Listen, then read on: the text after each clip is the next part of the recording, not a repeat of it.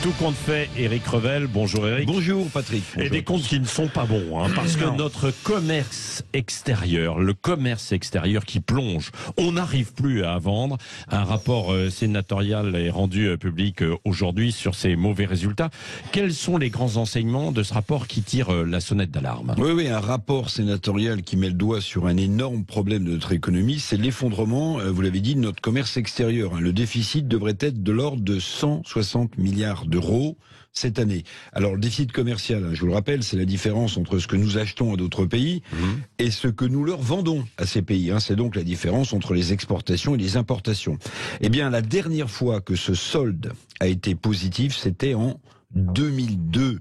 Il y a 20 ans, cette dégradation ne date donc pas d'aujourd'hui, même si en ce moment, c'est vrai, les achats massifs d'énergie à l'extérieur alourdissent violemment la barque.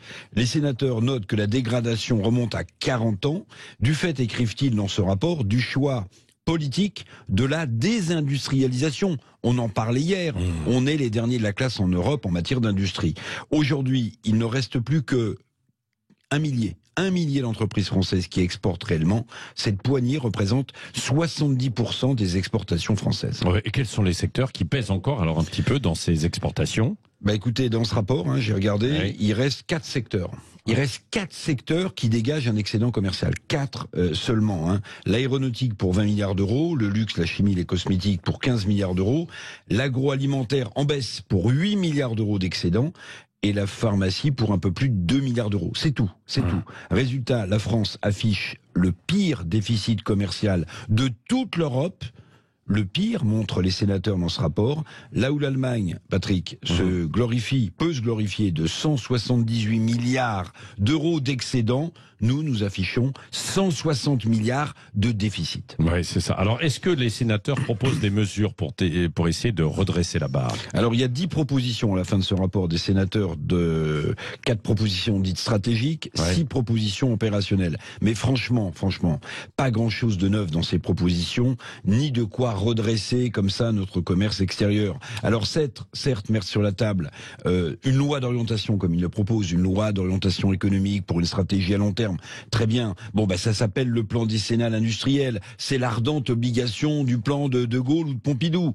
Rien de neuf. Pour le reste, combien de fois les experts comme les sénateurs ont expliqué que nos PME, nos ETI, nos entreprises à taille intermédiaire, n'étaient pas assez fortes, pas assez agiles pour affronter la concurrence? Combien de plans gouvernementaux pour quel résultat? Terminons par cette phrase de l'économiste Jean-Marc Daniel, qui a dit quelque chose de bien ramassé, qui synthétise bien la situation de notre commerce. Il a dit, comme nous n'arrivons plus à vendre, nous nous vendons.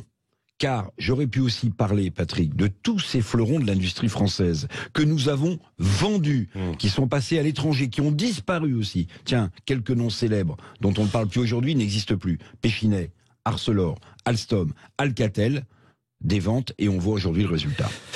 Catastrophique. Merci Éric Revel. Évidemment, ça plonge complètement. Vous y reviendrez tout à l'heure à 9h-20 dans Tous discutent avec Lydia Guirousse.